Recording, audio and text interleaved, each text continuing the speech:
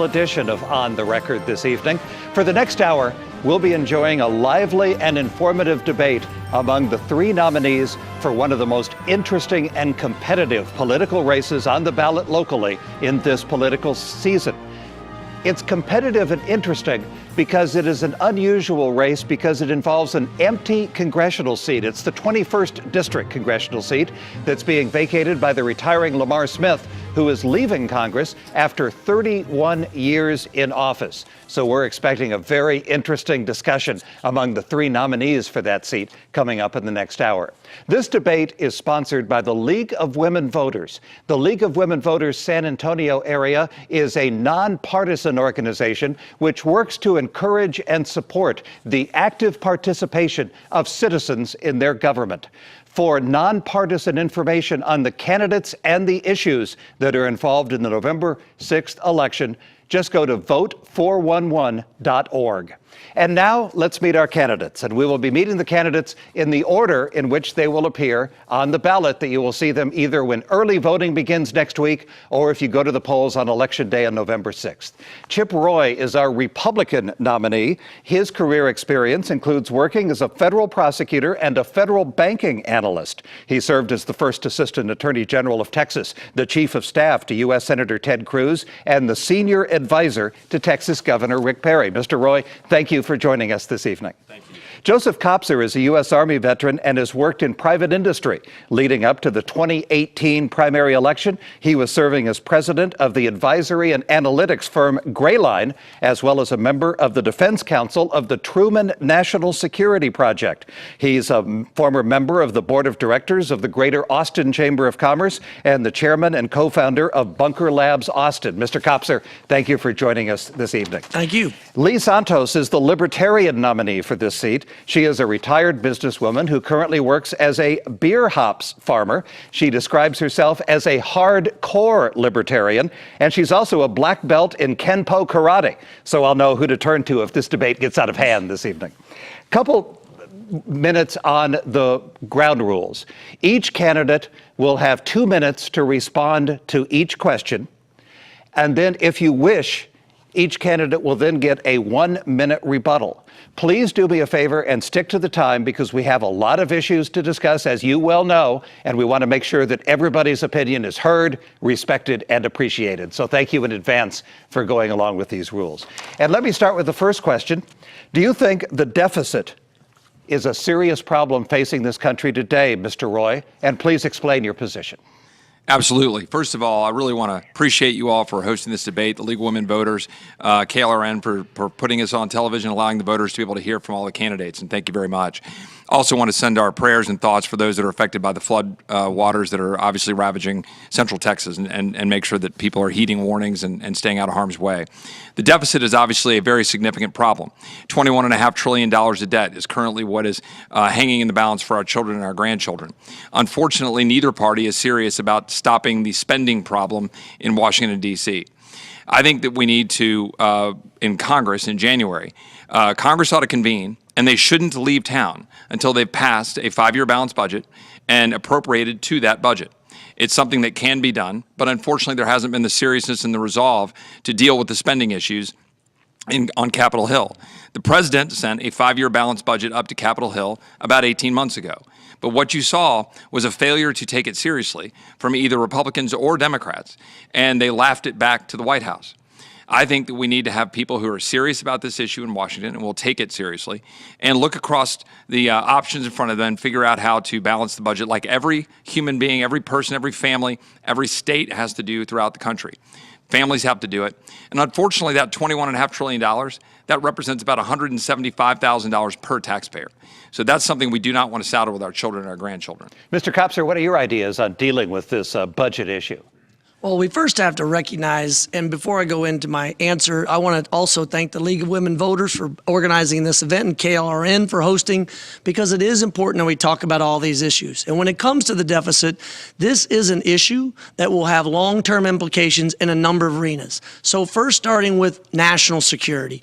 As a member of the United States military for 20 years, I know full well that it is a large budget that we consume, and it's necessary to be able to be a part of the national security apparatus to keep us safe. But it has been said time again that a growing deficit that consumes even more and more of our money just to maintain it through interest alone, that long-term needs to be solved. Secondly, as a business owner here in Texas, growing a company, creating jobs, it is unfair that there's a different set of rules for those that work in Congress from those that actually grow companies. What I want to see is a new generation of people like myself who are business owners, who understand the private sector, who can go in and make hard decisions like I did in business with hiring and firing and having to make ends meet with the money we had available. That is what Texas families have to do. Those are Texas values. And if we're going to take it back to the kitchen table, why is it that in Congress, both Democrats and Republicans can go to D.C. and not have to think about the long-term implication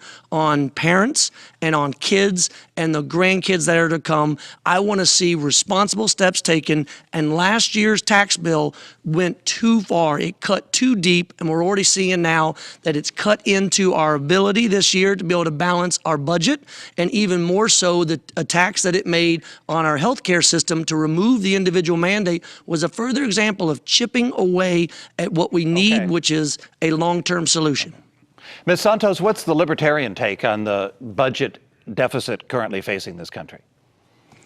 Well, I don't think my mic is on. Hello, can you hear me? I believe that the wars that we're currently paying for example, the Afghanistan war that's been going on for 17 years and is really benefiting nobody except for military contractors, businesses over there. These kinds of things that us taxpayers are paying for are causing a giant deficit we cannot afford, as well as other things such as Space Force, a wall on the border. We cannot even afford one brick on a wall, let alone an entire wall. The deficit is so out of control. Our children inherited this from the Democrats and the Republicans, and it's not fair to have saddled them with this debt. Thank you. Anybody want to come up with a rebuttal to any of the comments that you've just heard?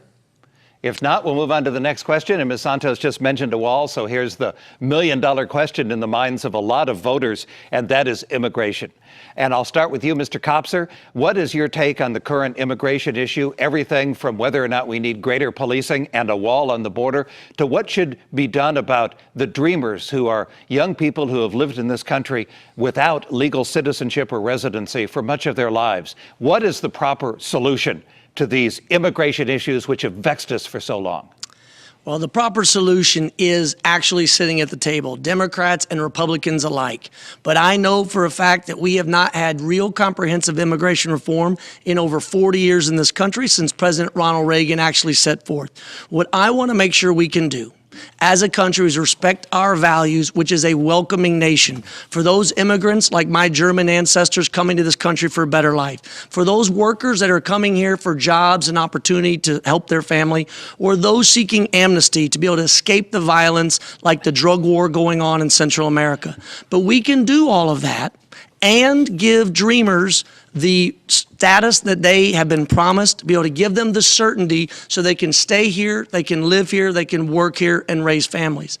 But we can do all of that while also at the same time maintaining security at our borders. One of the best proposals is by Dennis Nixon, the CEO of IBC Bank here in Texas. In fact, a big Trump supporter, but he is very clear that a wall is not the answer. The answer is better security and better entry point management. And that means at our entry points, we should be able to have more adjudication, more capacity, and more ability to be able to understand for what reasons people are coming and help them process through the system. Meaning that in between those border entry points, people that are coming into this country for reasons of trafficking of drugs, of humans, of weapons, they can be apprehended by our Border Patrol with the least force necessary. Using technologies that I saw firsthand in the military can be deployed along our border without militarizing the zone, but still being able to detect people coming across. It's a fascinating report, but most importantly, we are a good and welcoming country, and we need to maintain those values as Americans and as Texans. Ms. Santos, we know already that you don't support a wall as a libertarian. What's your idea for keeping illegal immigrants out of the country without construction of a border wall? Well, I believe that all people entering the country should have proper citizenship documentations if they plan on staying here. But if they don't, I believe that we should encourage them to get their citizenship, and we should consider a pay-to-stay system similar to other countries have adopted, similar to a golden visa in which you can actually pay for citizenship in several other countries at this time. With the amount of people that are coming into this country, I believe that we can tap into that as money that can be put into our national debt and help pay that down. Of course, people need to be vetted as well. That's going to be a very important process. Mr. Roy, you've made border security one of the centerpieces of your campaign. What's your take on what we should do about illegal immigration and the Dreamers? Well, first of all, I've been blessed to go spend a lot of time with some of the folks who are on the front lines, with the Border Patrol who are down in the Laredo sector in particular. I went and visited with, and of the 72 miles of the Laredo sector, you know, how many miles would one think has not fencing or a wall, but actually even a road that allows you to navigate the Rio Grande parallel to the river? Only about 2 miles. Sitting in the vehicle down by the river, one of the agents said, look, I'm down here at 11 o'clock at night. I don't have a cell signal that works. I don't have a radio that works. I'm by myself. I can't see the river because the cane is so thick. And we know the cartels have operational control of the other side of the river. He said, this is not a way to do business. We can't do our job to secure the border. And this is, I think, what we're seeing is the problem. And we need to be serious about solving the problem. Having a strong border and strong border security is actually good for our nation in terms of the sovereignty, good for our workforce and having a steady stream of workers that we know that we can have and predict what we need in labor supply, but also it's good for immigrants. Right now, our broken immigration system and our failure to secure the border is causing children to get sold into the sex trafficking business. It's empowering cartels to use those children. It's empowering MS-13. It's causing children to ride on the top of train cars to come here. That's unconscionable. As a country, how can we allow ourselves to let that happen? And this is something that we can solve if we work together to do it. We had legislation this summer that would have gone a long ways to provide the security and the assets needed, the cameras, the radios, the fencing, yes, the border walls, the roads along the river. We would have had that. We would have had an immigration system that was merit-based, point-based, would have solved the labor needs. And it also would have dealt with some of the people who are here. But here's the thing, not a single Democrat supported the bill, not one. And even different versions of the bill that were weaker on security and actually went even further in terms of providing paths to citizenship. Not a single Democrat supported it. And you have to ask yourself why. I think we all need to focus on our job as a country, secure the border, make sure we have an immigration system that works, and then that will be in the best interest of all involved. Mr. Kopser, would you like to respond to that? Absolutely. So one of the things said by my opponent, I think really is a telling moment about where we are in Washington, D.C.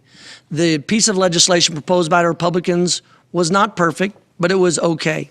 But it is indeed true that none of the Democrats supported it. But much of that comes from the legacy of infighting between both parties, where they're more likely to want to score political points than to focus on moving it forward. And the case in point that I want to highlight is that these issues have been discussed for 40 years. When we talk about the issues at the border and putting fencing, that was actually tried back during the Bush administration, but there wasn't a clear answer to what to do about the fact that most of that land along the Texas border is actually owned by private citizens of the U.S. We need to get past the partisanship. And that's why I believe it's time for a new generation, people willing to come out of different career fields to help this problem. My opponent, on the other hand, has a lot of experience in Washington working for a lot of these people, but I believe it's time for a new kind of experience, and I'm willing to return to public service to do just that. Mr. Roy, do you feel that your experience in Washington is a negative? I've been proud of my service in the private sector, in investment banking, in the oil and gas industry, as well as my public service, and I'm proud of that. I take that experience and go to Washington knowing what works and what doesn't work, and I've seen firsthand. If you go back to the immigration issue, and we talk about going back 40 years and referring to President Reagan, yes, President Reagan did work through an amnesty in 1986. It was supposed to be about 1 million. It turned into being about 3 million. And President Reagan later said he regretted doing that without getting the kind of border security necessary to stop the problem. And now we have 11, 15, 20 million, depending on how you look at the numbers, people here are here illegally, which is bad for them and bad for our country. So what about fencing? In Southern California, in the 1990s, there was very little fencing on the southern border, and we had 600,000 apprehensions a year. Now we have triple-layer fencing, and we have about 30,000 apprehensions a year. We can find the right places to use fencing, to use technology, security, Border Patrol agents having the assets they need to do their job, and respect private property rights, but also secure Texas's border and America's border. Moving on, Ms. Santos, you'll get the first crack at this question, and that, of course, is the very, very critical issue of health care. Do you see health care as a right or a privilege in this country? And who should provide health care? Should the government provide it through an Obamacare or a Medicare for all type system? Or is it up to private industry, or is it up to the individuals themselves? What's your and the libertarian philosophy on how to deal with the health care issue?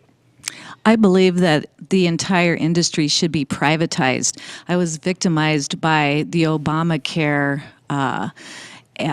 when that occurred, and I found myself without health insurance, my entire family, for 2 years. I was paying for premiums for insurance that did not exist. When I tried to use it, they had no idea who I was and said I had no insurance. And yet I was still forced to pay for it. Something as simple as my Social Security number, the last digit was off by one number, and they never could get it right for 2 years. I was on the phone constantly, day in and day out. It became almost like a part-time job. I had slipped through the cracks, and during that, I also had my entire family's identities hacked at the IRS. I was notified by them that somebody had tried to hack in and find all of our personal information, and eventually, false credit card applications were filed in my name. So the bottom line is you feel that it is not the government's responsibility to provide health care to anybody under any circumstance? Absolutely not. They screwed up. Too bad. Mr. Roy, this is a hot issue facing Republicans. Where do you stand on this? Well, 7 years ago this last week, I was declared cancer-free at MD Anderson after going through stage 3 Hodgkin's lymphoma. I've looked personally, firsthand, at what the healthcare system looks like and at how it impacts people. My dad is a polio survivor. He's had polio for 70 years. We know what healthcare looks like. I had to pay $1,900 a month for my family for COBRA when we went to the private sector. We have got to fix the healthcare system. Obamacare has obliterated a healthcare system that, while imperfect, was at least built around the idea that people should be able to access doctors of their choice and be able to have the kinds of market-provided healthcare opportunities that America would normally provide. But instead, what we've got is Obamacare, which has shoved 15 million people on the Medicaid payrolls, on the Medicaid rolls, which is causing people to be on waiting lists, waiting for care, people who genuinely need it. And it's not actually working. When President Obama says 20 million people were covered, shoving people in the Medicaid rolls isn't coverage. What it's done is it forced people off of their insurance and off of the plans that they had. My opponent likes to often say, you know, what then? What next? When you have an idea or when you're talking about a solution. Well, what happened after President Obama promised that nobody would lose their insurance? What happened when President Obama promised that everybody's premiums would go down? The reality is that premiums have doubled. They've tripled. There's upwards of 35 to 40% of American counties where you can only get one insurance provider or zero insurance providers. You've got people who are paying, exceedingly high cost of health care and unable to get access to that care under Obamacare. We can solve that problem. People need to have access to their physicians, direct primary care, health savings accounts where they can take their money and increase transparency in the cost of health care. Make sure that you have health sharing ministries and health sharing organizations where you can spread out costs, and insurance that's portable and that's catastrophic and that you can take from one job to the next. And if you do that, drive down the cost, increased transparency. That's the way the American system works to provide better health care. Mr. Kopser, Medicare for All has become a rallying cry of many Democrats. Is that your position? Well, health care for all is my position. Medicare for all doesn't actually have the votes right now in the House or the Senate to get passed. So what I want to do is take pragmatic steps to make sure that the greatest nation in the world extends to all the care that they should have as a citizen of this country. And here's a couple of ideas. First and foremost, we need to understand that for all those critics who say, how are we going to pay for universal health care or health care for all? The answer is simple. We already are paying for it. We are good and decent people, and when someone shows up to the county hospital, regardless of health care coverage, we're going to make sure they're cared for. Who pays that cost? You and I do, the taxpayer. And so what we have was, in the past, before the Affordable Care Act, an imperfect system. And then when President Obama came in, and by the way, I have faults for how he did it, by leaving the prescription drug companies out of the mix, by leaving the health insurance industry out of the mix. But what he did was base that plan on a Republican plan out of Massachusetts, Romney Care, built on the theory by most conservative and Republican think tanks that said we will never be able to reduce costs overall until we have some kind of an individual mandate. Everybody has to be in the system, whether they're paying directly themselves or it's coming from the government, but everybody has to be in the system. So while my opponent likes to say, oh, immediately afterwards it changed and you couldn't go see your doctor, come on. The Republicans played loosey with the football every single time. They removed individual mandates. They removed or are trying to pre-existing conditions. They never gave it a chance to work from the start, and rather than throw it out with a plan that they don't have other than sometimes health ministries, which, by the way, if you have pre-existing conditions, good luck with that. But more importantly, what I want to see is a real plan that improves the existing system and provides the same care that I provided in business for my employees and as I had in the military, which was care for everyone in my family. Mr. Roy, do you want to respond to that? Sure. Medicare for All, which my opponent has publicly supported, not just health care for all, but Medicare for all, would result in really Medicare for none. We know Medicare's going to be bankrupt in about 8 years, and we need to get busy making sure that it's solvent for those lives who are dependent on it.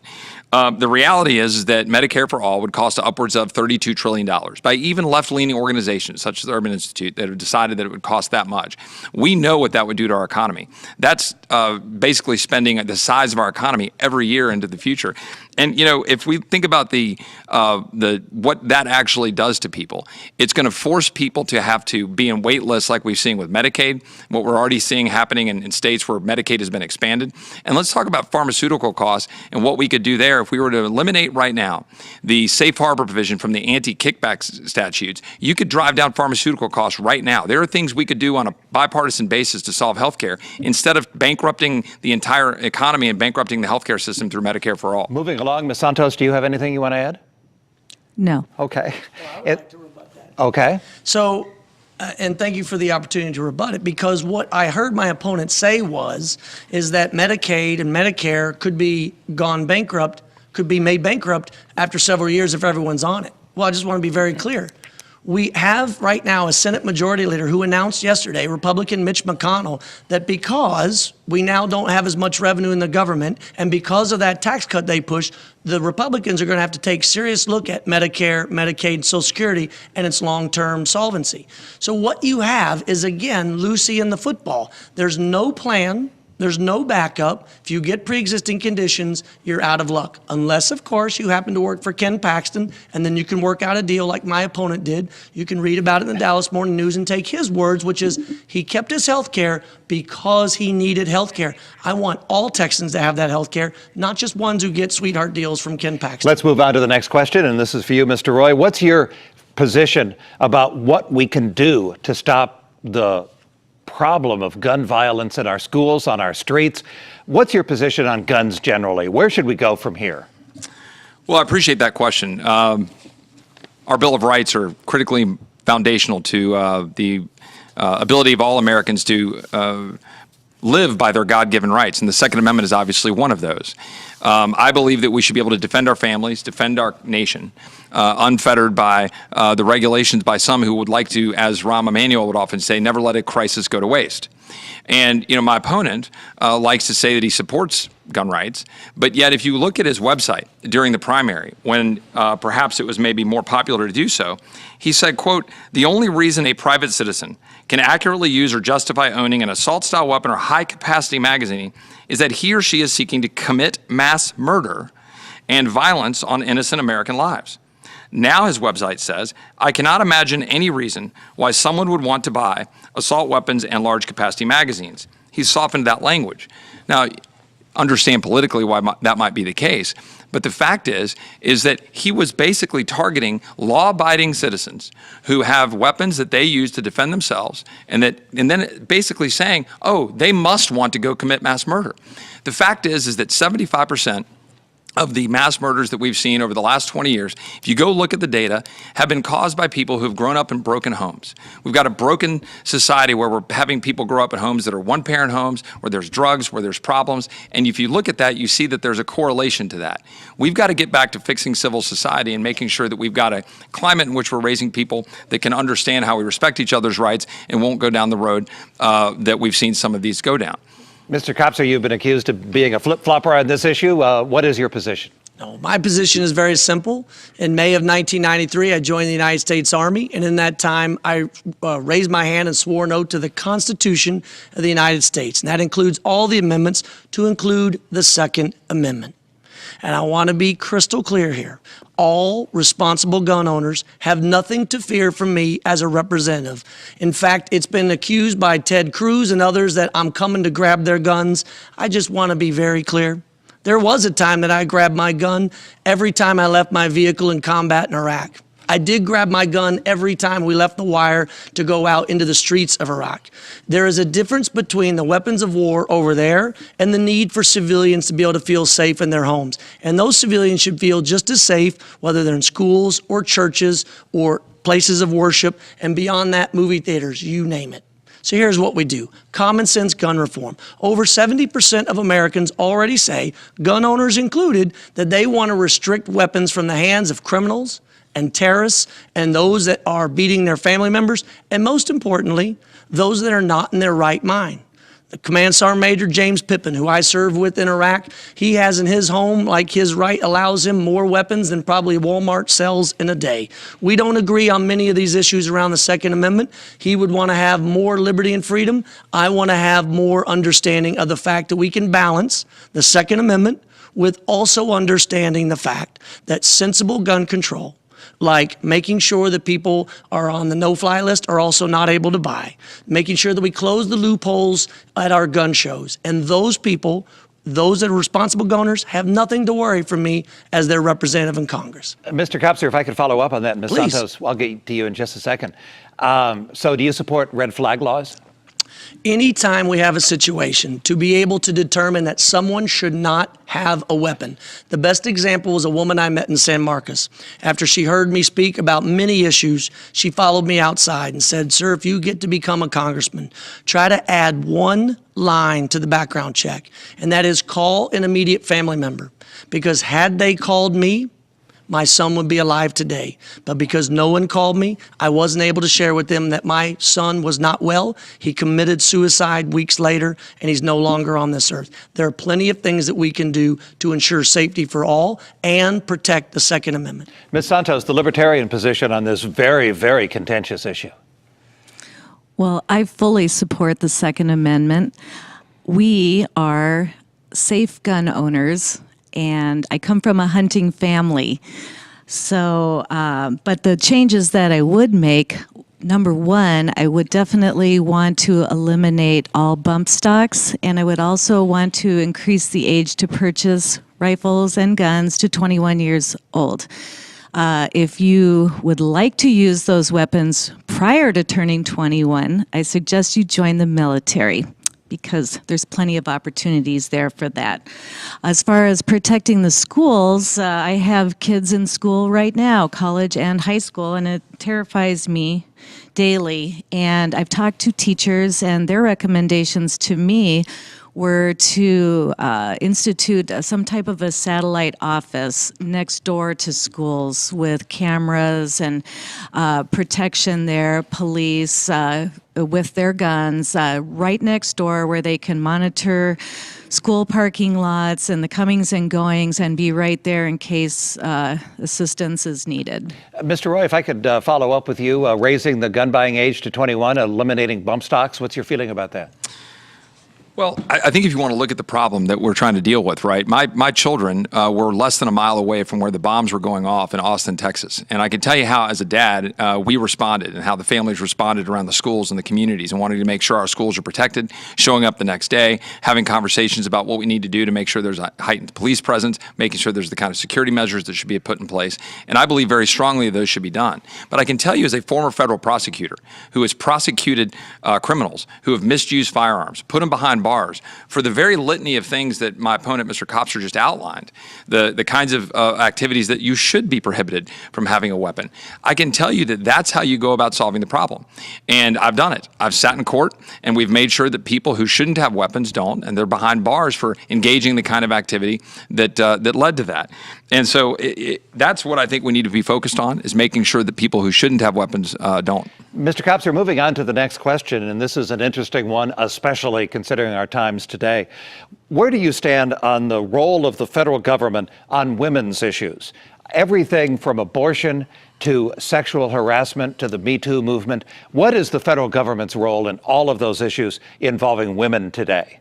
Well, I think what the first thing that the federal government can do is buy the individual actors inside of that government, from civilian employees to appointees to elected members. They can all do a better job of leading by example in treating people with dignity and respect, and under no circumstances, regardless of political party, ever finding it appropriate to mock or to try to humiliate publicly on stage in front of others a sexual assault survivor.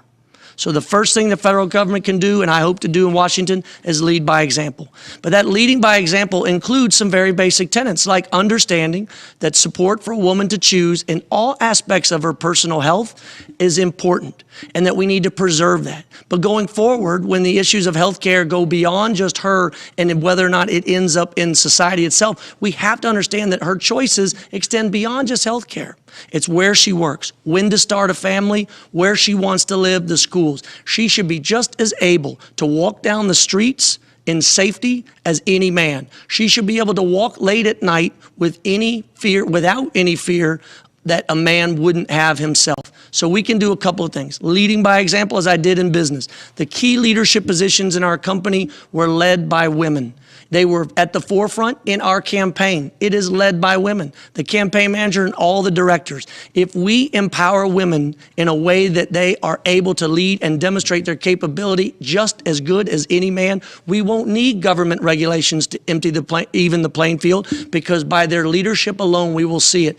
People will be what they can see, and having opportunities to have women out front, whether it's in our own family with my three daughters, Keaton, Hadley, and Piper, the way my wife have tried, it is about leading by example in the end.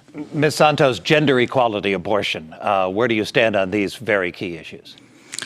Well, of course, I support the rights of all lesbian, gay, transsexual, and bisexual people. I have a transgender family member who served in Afghanistan and returned and transitioned into a woman, and she proudly served our country 2 tours. And I'm so proud of her. And of course, I am pro women's choice. I support the women's rights to choose what they choose to do to their own bodies, whatever that may be. Mr. Roy? One of the greatest role models of my life was my grandmother. She was a single mom in West Texas in 1949 when my grandfather, who was a chief of police of Sweetwater, Texas, passed away of cancer when my father was 7 years old and my father had been diagnosed with polio. So here was my grandmother, who was alone now and raising my 7-year-old polio-stricken father and my 2-year-old uncle, and she had to figure out what to do.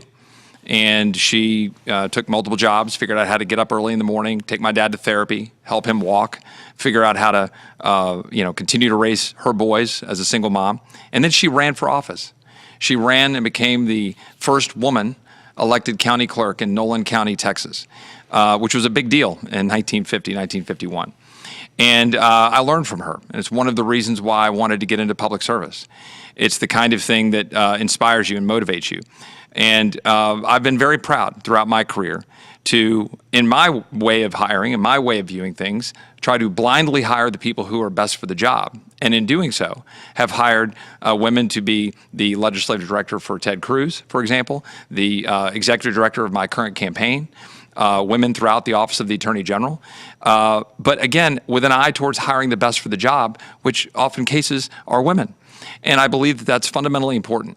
But I would be remiss in saying that I think it's equally important that we stand up for unborn women and making sure that we're protecting life at every stage. I think that is critically important, and it's one of those things that would guide me in office. So you would support measures that would make receiving an abortion more difficult? I believe that life is precious. I believe that we should protect life. And I certainly don't believe that we should be funding Planned Parenthood to the tune of $300 to $400 to $500 million a year when they're now using upwards of $30 million of that to go after politicians. Why are they taking taxpayer dollars in order to go after folks?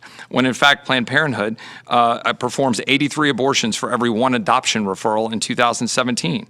Planned Parenthood killed 887 unborn children every day in 2017. Planned Parenthood's market share for pap smears in 2015, less than 1%. And they're responsible for less than 2% of all women's cancer screenings.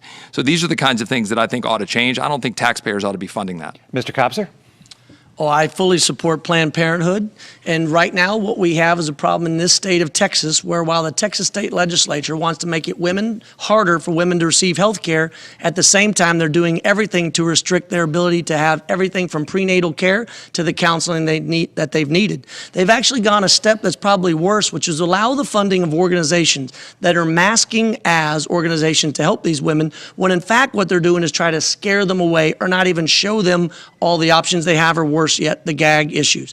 It's groups like Empower Texas that are here in the state of Texas, led and funded by people on the very far extreme right, that if you look at the actual financial filings, are giving money to my opponent. That is no direction I want to take this state, and I want to come to a more moderate place led by people like Joe Strauss, there's Republican Speaker of the House, who is trying his best to hold the center while the extremes are pulling it in different directions. Ms. Santos, do you have anything you want to add to this?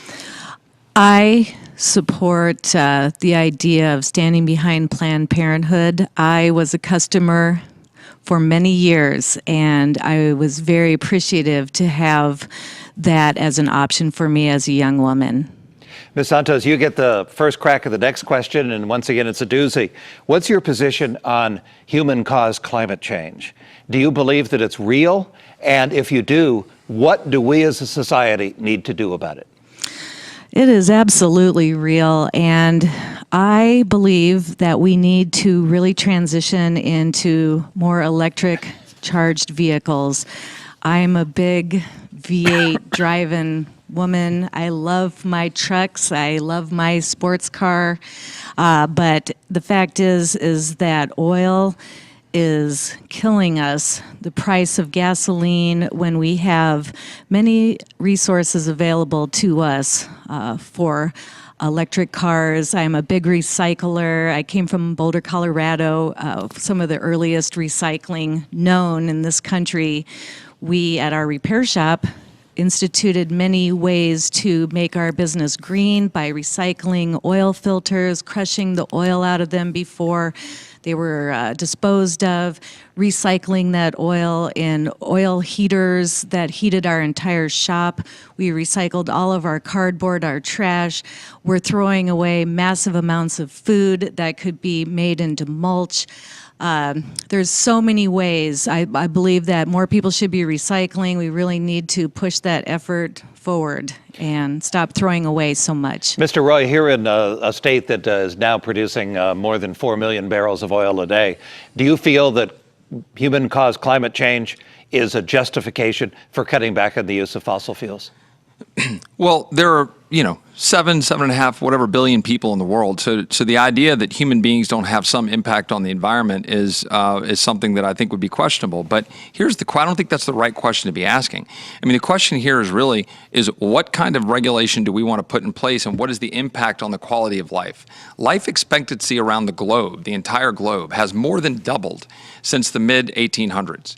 And that draws a very strong correlation to the advancement and the availability of abundant energy, abundant, affordable energy.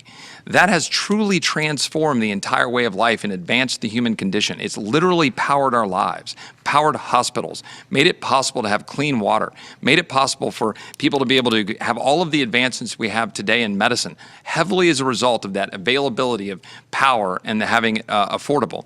And I think if you think about the world, of course there's climate change going on, right? There has been since the beginning of time. And as the climate has changed, the question is how can humans adapt to it? Energy is the very thing that allows us to adapt to it, to be able to have climate-controlled places in which to live and operate, in order to have the tools that we need to be able to do to operate. And what we're doing in Texas right now, through innovation, through the ability of people to get natural gas and be able to export that natural gas, we're actually transforming the entire world. Liquefied natural gas has the ability to change the world immensely with respect to carbon production and the emission of CO2. As long as Texas continues to lead the world in innovation, as long as we continue to be on the cutting edge, we can truly transform the world so that instead of having 54 million people in Europe choosing between heating and eating because of the overregulations, and having 1 billion people around the world who don't have access to clean, abundant energy, we can actually transform that. And I think I'm really proud of the president who has taken on the so-called Clean Power Plan and the so-called Paris Agreement, because now we have the ability to have low-cost, affordable energy for all. We'll have to move on, Mr. Kopser. Should we adapt to it, or should we as a society do more to fight climate change? Well, let me go back to the premise of your question about whether or not it's real, and I want to speak directly to the residents of Texas 21. I happen to believe climate change is caused by people, but you don't have to. But here's where I think we can agree, which is what I want to do in Congress, which is find consensus. That Harvey, a 500-year storm that was followed a year later by more 500-year storms, is because of the warming temperatures in the Gulf. So we don't even have to worry about the source of what happened. We've got to get at making sure that we are doing everything we can to move off of fossil fuels that are accelerating the speed that this is happening. But the best part is it's not just going to be able to save lives like it did or can on the coast, but it will create jobs in the state. Texas was an energy leader for the last 100 years, and it is poised perfectly to be a leader for the next 100 years. We are building more jobs in solar and wind here than any other state. And I appreciate my opponent for pointing out that there's a lot of innovation in energy, because I've been a part of it. The work I did with my company was just to reduce the amount of people driving in a car by themselves, to make it so that roads are less congested, so that there's less emissions coming out of that tailpipe, making it more efficient. But it's also the nonprofit I started in the Defense Energy Summit. When I got to Iraq, I realized that much of the reason we're there is our national security strategy is wrapped around Mideast oil. Not necessarily Americans, but the world market needing it. Soldiers from Military City, USA are in the Middle East to preserve the free flow of Mideast oil, and we have to end that. And the best way to do that is to be more energy sustainable back home. That means having a portfolio that includes not just oil and gas, but wind and solar, creating jobs right here. I've been a part of that in the private sector, and I want to go to Washington, D.C. and scale that nationwide. Thank you, Mr. Roy. Next question for you. We keep hearing that the next war that we face here in the United States will be a cyber war. And there's even talk that the cyber war has already begun, with actors from Russia to China taking advantage of our reliance on computer networks. How important do you feel it is that the Defense Department and the country as a whole ramp up to deal with the possibility of a cyber war? And what ideas do you have to help that ramp up happen? Well, it's obviously a great question here in San Antonio. San Antonio is right at the heart of and the epicenter of cybersecurity and leadership thereof. UTSA has obviously got some of the best minds in the world in dealing with cybersecurity. And importantly, obviously, we have Joint Base San Antonio, and we've got all of the great minds here that can help advance that going forward. Most importantly is in Congress, we've got to make sure that we keep the Joint Information Operations Warfare Center, make sure that we've got all of the assets that are important, not just for San Antonio because it's parochially important, but because we know that's advancing the cause for American cybersecurity. That's something that we know is on the cutting edge of the attacks that we're going to see from foreign nations that want to do us harm. And so we know that it's a critical part of what our United States military is focusing on. The Futures Command Center now coming to Austin, the ability to have that partnering with all of the great minds here in San Antonio, that's something that we need to continue to advance. And particularly if there's any discussions, for example, in a future BRAC, which, by the way, I think a BRAC is a good conversation to have, but we know that we're going to protect the assets that we have in San Antonio because they're so valuable and important to the overall cause for the health and well-being of our military, both in the healthcare front and cybersecurity, as we're pointing out here. So those are the things that we'll continue to advance the cause for American defense. Mr. Kopser, you fought in a shooting war and you've also run a tech company, so you're pretty well positioned to answer this. Where do we need to go as far as dealing with some of these actors out there trying to hack us? Yeah, absolutely. In fact, when Chip was describing the talent that's here in Texas that understands tech in the military, I almost blushed a little bit. I appreciate that because that's where I've been my entire military career. As an aerospace engineer coming out of West Point, I looked to find every technology solution to fight the future wars. In 2 assignments in the United States Army, I was a part of figuring out what the Army after next looks like. But in combat, I understand the limitations we have today. But be very clear. The opportunities we have in this district with Joint Base San Antonio, with the civilian network of cyber opportunities to be able to allow those people in the military who we have invested so much with our tax dollars to then keep them here in the economy in Texas, to grow more jobs, to be able to create new companies like the one that I built here in Texas, focused on using technology to help lives. And as far as the future, we do have a new opportunity. We're moving from an industrial age army of tanks and bombs to an information age army and military, where we're focused on using cyber and digital to thwart those opponents before they even dream of doing us harm. And the fact that I had the honor of being a part of the group of committees of chambers of commerce to be able to help attract the Army Futures Command, the first new 4-star command in 40 plus years in the United States Army, to be able to figure out how to fight the Army the problems of the future, and to have been a part of that here in the private sector and in the military, please give me the chance to go to Washington, D.C., oversee this opportunity, and provide not only the cheerleading, but the criticism when necessary to keep it on track. And with somebody with a technology background, I assure you there will be nothing missed in terms of making sure we get the most efficient return on investment possible with our tax dollars. Ms. Santos? I adopted my son from a former Russian orphanage when he was a baby, and I lived in Kazakhstan for a month and a half, experiencing life as a Russian in the former Soviet Union. And I can tell you that they are not our friends. They rule with fear and intimidation, and they're absolutely not to be trusted as far as they could be thrown. We had signs in our hotel room that said, please hold your personal and business conversations out in the hallway. Our phones were tapped. We were escorted by police. The KGB had my passport almost more than I did while I was there. And the same goes for China, where I adopted my youngest daughter and lived there and traveled all throughout China.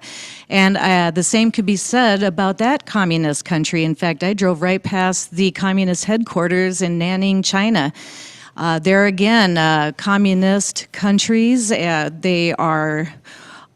got their own political agenda, and it's very crooked and in some cases even evil, as we've seen even recently with what's happened with the Saudi journalist. So we're reaching the end of this very interesting debate. I do want to make sure that everybody has time for a closing statement. I'd like to hear from your own mouth and in your own words how you plan on improving the lives of the people in District 21. And let's keep it to maybe 2.5 minutes. And Ms. Santos, how about if you go first? Well, the first things that I would like to accomplish, number one, is my goal is to put an end to the Afghanistan war. That's a big goal of mine. I'm a peace-loving hippie from the old days, and I support peace all the way. And number two, I want to legalize marijuana. I am the legalization candidate. I believe I am pushing for it. I am pushing for full legalization for as much as you want, for whatever the use you deem to be. I don't care if it's for mental, physical, spiritual. I don't care if you smoke it or vape it or put it in your hair or rub it on your feet. It doesn't matter to me, and we've got to stop putting people in jail for that. It's costing us too much money in police enforcement and also jailing these people in expensive jails. And also, I really want to help improve students who need to start learning some technical skills to get into the workforce and be ready to start learning some trades like air conditioning and electrical and mechanical and different things like that. We're really lacking in those fields right now, and there's not enough qualified people to fill those positions. So we need to get some people trained and filled in those spots. Mr. Kopser, give us your closing argument. You got 3 minutes. Well, thank you, Jim, and thanks for hosting this. And I want to thank Lee and Chip for joining us this evening, and again, the League of Women Voters for being a part of this. So this is a very important election coming up, and voting starts in 4 days. And it's over in 19 days.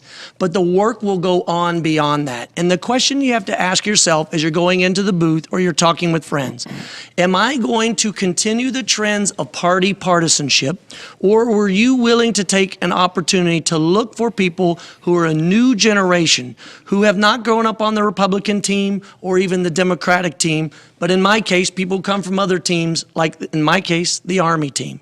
We're looking for people who are willing to go to Washington from day one, ready to solve the problems by working with people across the aisle when needed to be able to bring calm out of the chaos. The issues that we've talked about here tonight, immigration and jobs and education and making sure that we're safe nationally in cybersecurity and across our borders, in business, these are all the issues that I've dealt with in the real world. I am returning to public service because I want to make a difference. Problem solving is what I have done since a kid. It's what led me through 20 years in the Army after West Point, took me in and out of my 2 tours to Iraq, but most importantly, during that time, listening to the platoon sergeants and first sergeants who taught me that if you take care of your soldiers and give no concern for promotion or looking ahead, but every day in and out looking out for the people that you serve, everything will work out just fine. And then in business, trying to find a solution to traffic and congestion to be able to reduce the amount of time you spend in traffic and spend more time with family, like I was trying to do with my 3 daughters, Keaton, Hadley, and Piper. I am not going to Washington, D.C. for any one particular party. I am prepared to push back on both sides when necessary. I get flack from all sides because I'm not pure enough for any group, and I think that probably tells me I'm doing something right. Because what you need to know and your friends need to know is whether or not I can go to Washington and represent you instead of a party, as some of you are afraid. And let me end with this thought. If I can cross oceans and deserts in service to this country and leave my girls behind, if I can do that, believe me, I can cross the aisle when needed to work with others to solve the problems in Washington. I'm Joseph Kopser, and thank you for tuning in tonight. Mr. Roy, you're an attorney. Give us your summation. 3 minutes. Well, Jim, thank you. Thanks for hosting this. Thanks for KLRN, and thanks to the League of Women Voters and everybody who's here and the crew who made this happen. And thank you to my beautiful wife, Kara, who's at home with my son, Charlie, who's 9, and my daughter, Virginia, who's 7. Thank you all, and thank you for the sacrifices you're making. And I know the families of my fellow candidates and the sacrifices they're making. I'm running for Congress because, as I said before, when I got through the other end of cancer, I felt committed to recommit myself to public service and make sure that I passed down a republic to my children that was even better than the one that I inherited. I want to make Congress work for us. I want Congress to work for the people. I want Congress to reflect our Texas values. Those are Texas values that were shaped by me, or shaped for me by my family. My family who came to Texas, came to Hays County, came to Dripping Springs, where my family currently lives. In 1851, one of the first families there. And my great-great-grandfather was a Texas Ranger. He signed up to deal with the Comanche hostilities at the time. It was a tough time. It was a tough place in Texas, settling Texas in that time. And I'm proud of my family. And those are the Texas values that shaped me. The same values I mentioned before when my grandfather out west passed away from a cancer and it caused my grandmother to be a single mom and to raise my polio-stricken father and run for office and become the first woman elected. Those values shaped me. Those are the values that I think people want reflected, that can-do attitude, the stuff that makes Texas great. The reason why 1,000 people a day are moving to the great state of Texas. The woman that I met in Bernie just a few weeks ago who came up to me and she said, "You've got to win. You've got to make sure that we protect Texas. Please help protect Texas from Washington because I've got nowhere else to move." She had just moved here from California 2 weeks before. That's the story of Texas. That's the story that I want to perpetuate going forward. The Texas values when I talk to people: secure border, an immigration system that's welcoming so long as you follow our laws, and a rule of law that's enforced. A healthcare system that's affordable so you can get to the doctor of your choice without interference from an insurance agent's bureaucrat or a government bureaucrat. And making sure that we balance the budget the responsible way we should future children and grandchildren. These are the things that I will do in Washington. These are the things that I'm been blessed by the good Lord to have the opportunity to learn from a lot of great people on how to do that, and what will take up my time and focus in representing the people of Texas 21. I'm asking for your vote and your support. As Joseph said, we've got the early voting starting Monday, and I really appreciate the time, and thank you guys for hosting this. Chip Roy, the Republican, Joseph Kopser, the Democrat, Lee Santos is the nominee of the Libertarian Party. The choice is yours, and thank all three of you. I am always impressed when I do these debates at the high quality of individuals who are willing to put themselves out in the line to represent the people of Texas. And thank you very much for running. The choice will be yours. Early voting begins next week. Election date is November 6th. Thank you to the League of Women Voters San Antonio area for sponsoring this debate. I'm Jim Forsyth, and join us again next time for On the Record.